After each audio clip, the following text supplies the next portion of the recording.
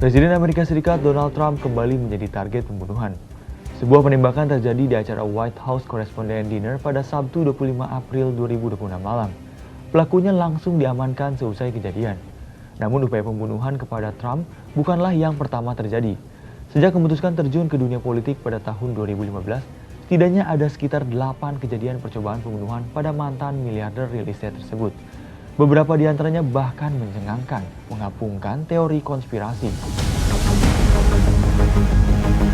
Ancaman awal sejak terjun ke dunia politik terjadi pada 18 Juni 2016 dalam rapat umum kampanye Donald Trump di Treasure Island Hotel and Casino, Las Vegas, Nevada. Michael Sanford, seorang pemuda asal Inggris, mencoba merebut senjata polisi di arena kampanye dengan niat menembak Trump untuk mencegahnya terpilih menjadi Presiden Amerika Serikat. Namun ia gagal meraihnya dan langsung ditangkap. Sanford hanya dijatuhi hukuman 12 bulan 1 hari penjara dan denda $200 karena memiliki riwayat gangguan mental. Tahun kemudian saat Trump sudah menjabat Presiden Amerika Serikat, pada 6 September 2017 di North Dakota, Gregory Lee Lenggang mencuri alat berat forklift dan berniat menabrak dan membalikan limosin lapis baja Trump. Namun rencana gagal karena forklift tersangkut pagar sebelum mendekati rute iringan Trump. Gregory Lee dijatuhi hukuman 20 tahun penjara atas percobaan penyerangan dan pencurian. Memasuki tahun pemilu 2020, jenis ancaman berubah menjadi bioterorisme, di mana Pascal Ferrier, warga negara Kanada Prancis, mengirim surat ke Gedung Putih berisi racun mematikan risin. Risin adalah racun protein sangat mematikan yang berasal dari biji tanaman jarak. Namun surat itu berhasil dicegat di fasilitas penyortiran sebelum mencapai Trump. Ferrier kemudian ditangkap di perbatasan Kanada Amerika Serikat Buffalo dan divonis hampir 22 tahun penjara. Pada 12 Juli 2024, percobaan pembunuhan kepada Trump terjadi di tengah pusaran geopolitik Timur Tengah yang sedang mendidih.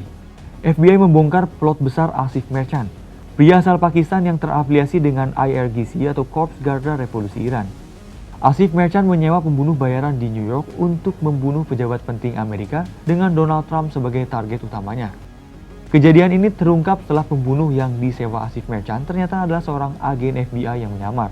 Asif berpotensi mendapat hukuman penjara seumur hidup. Berdasarkan dokumen dakwaan Departemen Kehakiman AS atau DOJ, motif utamanya adalah balas dendam atas kematian Qasem Soleimani. Sebelumnya pada Januari 2020, Donald Trump saat menjabat Presiden Amerika Serikat memberikan perintah langsung untuk melakukan serangan drone di Baghdad, Irak. Serangan tersebut menewaskan Jenderal Qasem Soleimani, komandan pasukan Quds dari IRGC. Tidak lama setelah kasus Asif Merchant, sehari kemudian insiden paling mencengangkan justru terjadi.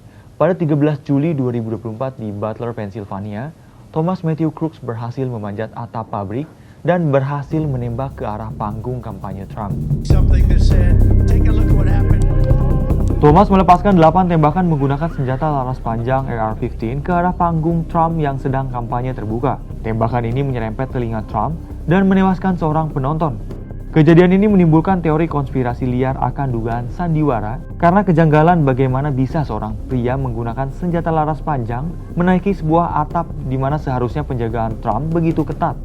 Namun meski teori konspirasi bergulir liar, berbagai investigasi seperti oleh Departemen Keamanan Dalam Negeri hingga Kongres AS menunjukkan bahwa ini merupakan murni kegagalan keamanan dan komunikasi fatal antara Secret Service dan polisi lokal, sebuah tragedi yang seharusnya bisa dicegah. 2 bulan berselang, pada 15 September 2024, seorang aktivis Amerika, Ryan Root, bersembunyi selama hampir 12 jam di semak-semak lapangan golf Trump International Golf Club di Florida. Root menggunakan senjata bergaya SKS dan mengarahkan melalui pagar sekitar 350 meter dari Trump. Seorang agen Secret Service menemukannya dan melepaskan tembakan peringatan ke arah Root. Namun Root melarikan diri dan ditangkap di Martin County. Ia didakwa hukuman penjara seumur hidup. Kemudian pada Oktober 2024, Van Miller ditangkap dekat area kampanye Trump di Coachella karena membawa senjata ilegal dan izin VIP palsu. Namun Miller membela diri bahwa senjata tersebut dimilikinya secara sah untuk perlindungan diri dan ia secara sukarela memberitahu petugas tentang keberadaan senjata tersebut. Sheriff Riverside County Chad Bianco berspekulasi ia menghentikan upaya pembunuhan ketiga. Namun kantor kejaksaan AS, Secret Service, dan FBI menyatakan dalam pernyataan bersama bahwa insiden tersebut tidak membahayakan Trump. Sederet insiden yang diarahkan kepada Trump mulai dari percobaan perebutan senjata hingga ancaman bioterorisme Rizin menunjukkan bahwa potensi penyerangan kepada Donald Trump sangat besar. Hal ini tentu tak lepas dari sosoknya yang menjadi salah satu tokoh paling memicu polarisasi di dunia. Tokoh yang banyak dibenci tetapi juga dipuja. Sekian bahas peristiwa kali ini, sampai jumpa bahas peristiwa berikutnya.